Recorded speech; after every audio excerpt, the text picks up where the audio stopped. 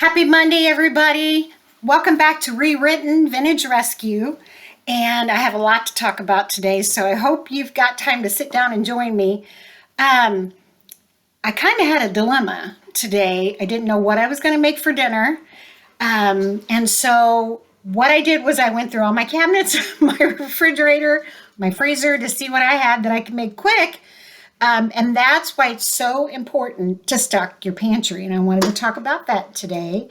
So what I decided to come up with for dinner is called a cowboy supper. And it's very easy to make and it's very inexpensive.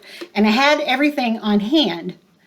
So I thought we would go through that first and then talk a little bit about what you should have in your pantry to stock up. You don't have to have a garden to have a well-stocked pantry. Okay, so for the cowboy dinner, what I did first was I browned my ground beef. I used 2 pounds of ground beef and chopped up some onion, sauteed that in there with it.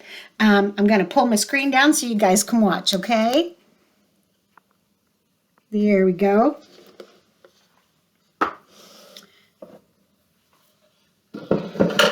So first I'm going to add my ground beef, which I've already fried, and it has onion in it, which I sauteed with it. Put it on a paper plate, a paper towel to soak up all the excess grease. We don't want to eat that. That's not good for us. Marshall's smelling this hamburger and hoping he gets a little bit of it. Aren't you, buddy? I'll save you a little.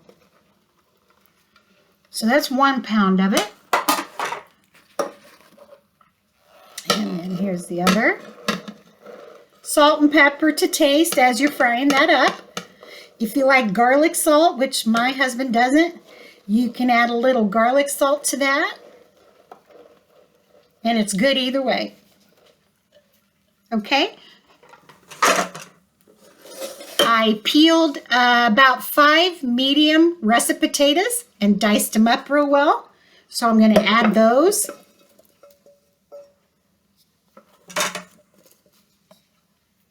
Then I'm going to add a can of diced tomatoes, or if you've grown and frozen your own or canned your own, that's even better.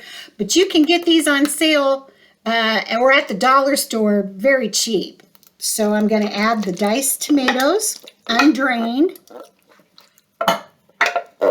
There you go. 1/4 cup of water. We had dinner the other night, and it's just the 2 of us now, and I had made corn. We didn't eat it all, so I saved it. And I'm going to add some corn, about a 1/2 can, undrained.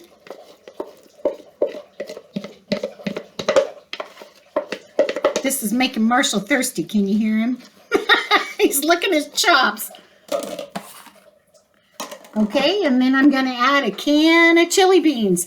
You can also get these at the dollar store, very inexpensive, or stock up on them when they're on sale. So I'm going to add the chili beans.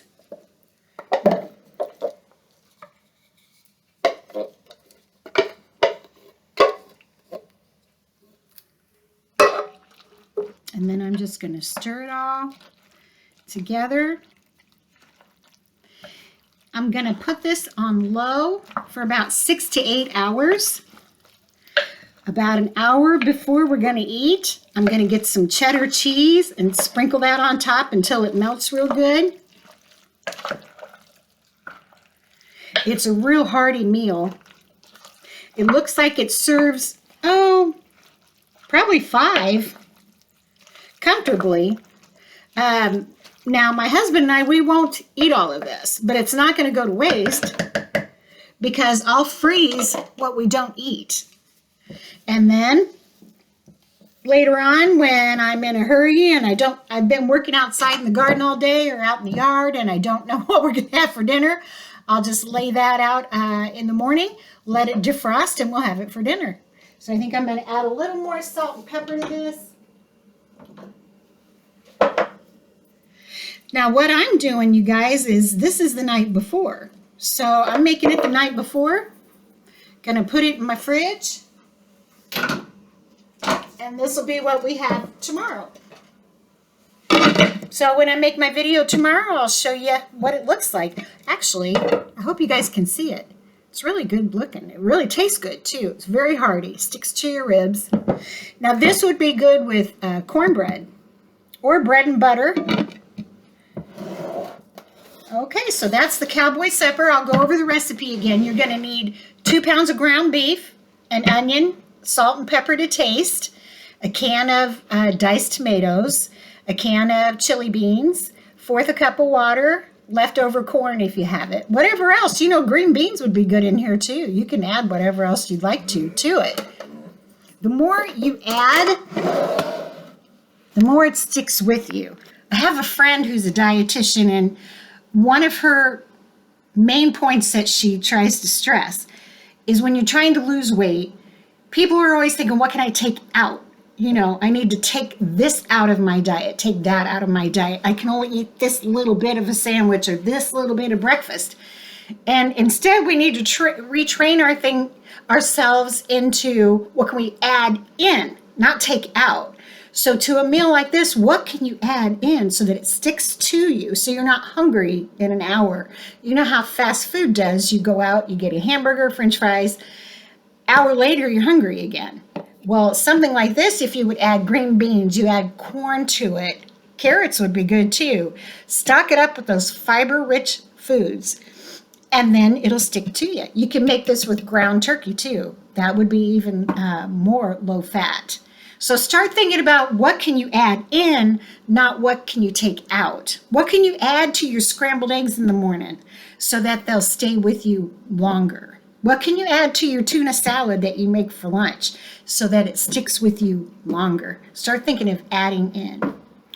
I wanted to talk about, remember, on my last video, I showed you guys my little recycling container that I keep right here on the kitchen counter. So today when I peeled those potatoes, those are in here. So are my coffee grounds from this morning. And then I just, through the week, today's Monday, so I start it, shake it throughout the week, just to stir it around, keep it on my counter. It's a plastic container with a lid, you can't smell it. And then at the end of the week, Sunday, I go out to my garden and I dump it. You know, the little critters love it, and so does the soil. So instead of filling up my trash with things that feed the soil, feed the insects, and feed the little critters, you can recycle it right at your kitchen counter. I wanted to show you guys another tip. Candles, I love candles, but they're so darn expensive. The good ones that smell really, really good.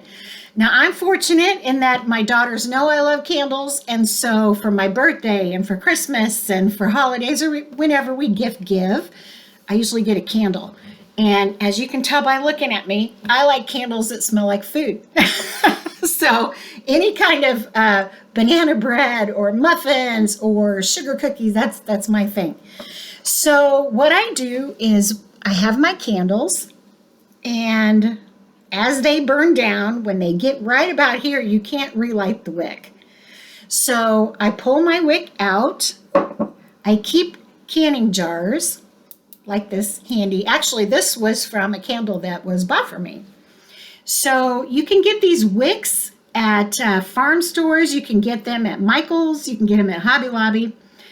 Really inexpensive. This is just a stick. So wherever you can find a stick, you get the wicks, put it down at the bottom. It's got a little silver square all the way down to the bottom.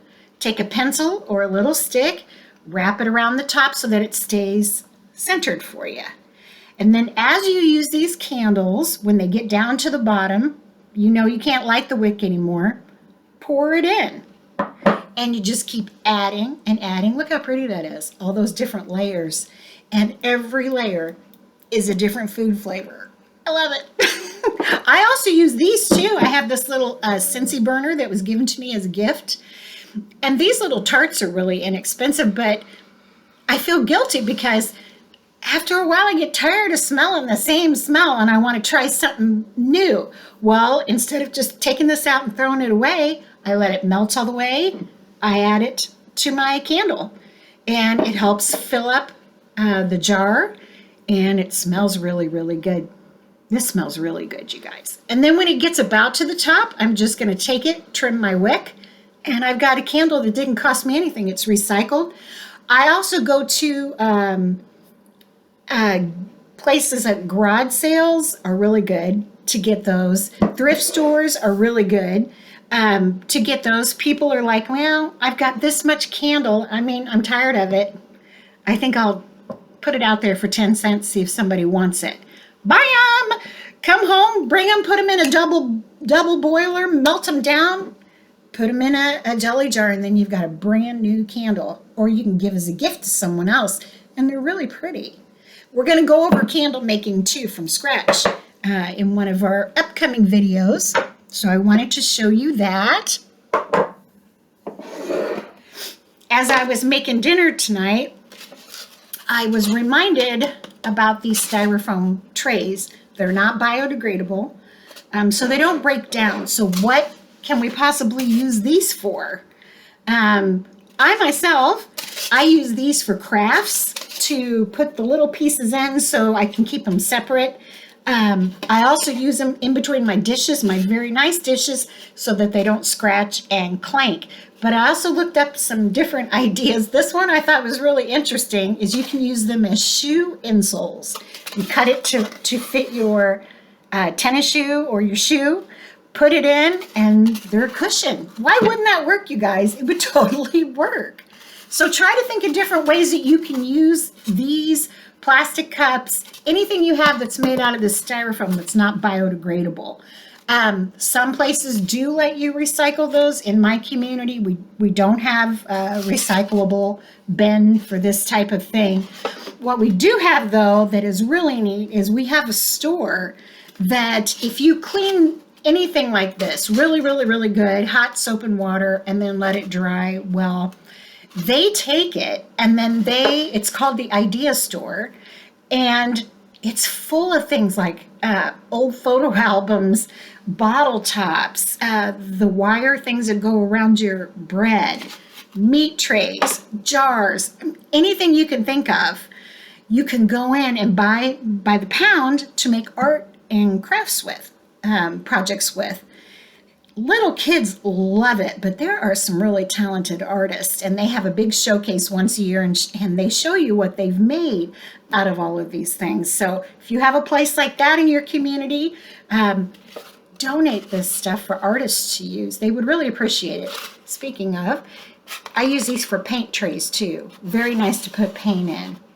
Okay, so try to rethink how you can use those things in your kitchen, in your home, instead of just throwing them away. Let's talk about the cupboard. So in my pantry, it's not huge. There's just the two of us. But that being said, the importance of a pantry became really evident during this COVID epidemic when I went to the store and I couldn't find chili beans and I couldn't find diced tomatoes. Couldn't find pinto beans, things like that. And it was like, holy cow, you just don't know. Times are so uncertain now. And my whole goal is to become as self-reliant as I can so that I'm less dependent on the government. And so I don't want to be a crazy hoarder person or a crazy prepper person, but I do want to be prepared. I mean, that's just maturity. So I like to use these canning jars. They don't have to be ball canning jars. I get these at garage sales. I get them at thrift stores. I get them at Walmart. You can find them pretty well everywhere. I know there was a big shortage because of the pandemic. Everybody was canning too, especially during the summer. But you can find these fairly easily. So, and the lids. So I keep all kinds of things like this is my powdered sugar. I keep my regular sugar. I keep my oatmeal. Now these lids are really nice. I got these at Walmart. They don't have the ring and seal. They're just a regular screw top. Very nice. I keep my cocoa in it. You know how sometimes for a recipe you need chocolate chips and you only use half a bag? Well, you don't want the rest to go stale, so I keep them in here. We just munch on them. So it's a good way for them not to go to waste. Honey, my granddaughter and her other grandma, they have beehives, so I send them a jar and they fill me up with honey. Keeps bugs out. Here's the thing, you guys, with these jars, is it keeps the bugs out. Nothing worse than wanting to make some cookies and or meatloaf or something else, and you get out your dry goods and you see those little bugs in it. So these are nice. They keep them nice and sealed. They take up less space. Plus, you can look and see how much you have left. So you know when you go to the store, if you have a recipe you're going to make this week, you're going to use most of this up, it's time to buy some more. These are my grits. And what I do in a case like this, you guys, where you have to kind of remember how to cook them, is I just cut off the label and throw it in there. And so then I remember. And brown sugar keeps your brown sugar really soft. So these are just so nice, and stock up on these if you can. You can use them for your pantry. You can use them for candles. I use them for everything. I use them for crafts, all kinds of things. You just wash them when you make food for people, your neighbors, your parents. You can put them in there and they're happy to send it back empty so you can fill it back up. So try to stock up on these when you can. Now, what are some of the things that you should try to stock up or try to always have on hand in your pantry? Well, tomatoes, diced tomatoes, tomato sauce, tomato paste, spaghetti sauce. You can make tons of casseroles if you have those on hand. Vegetables, when they go on sale, you can go to the dollar store. A lot of times, our Aldi, you can get some cans for like 50 cents. Stock up on those. They all have a date. Look for the expiration date. Typically, the expiration date is 2 years out.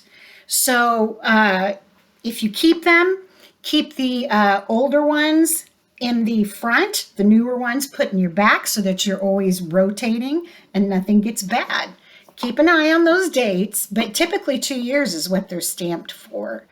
Yams, I stocked up on sweet potatoes, yams, because those were really hard to find, and pie filling, like pumpkin pie filling, for desserts.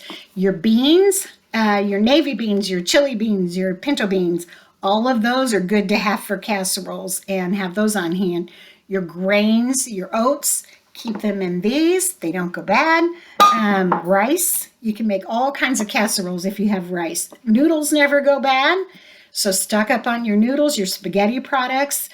All of those kinds of things are great to have that you can make casseroles and one dish meals out of. Hearty, and they stick to your ribs so you don't get hungry later. So start doing that.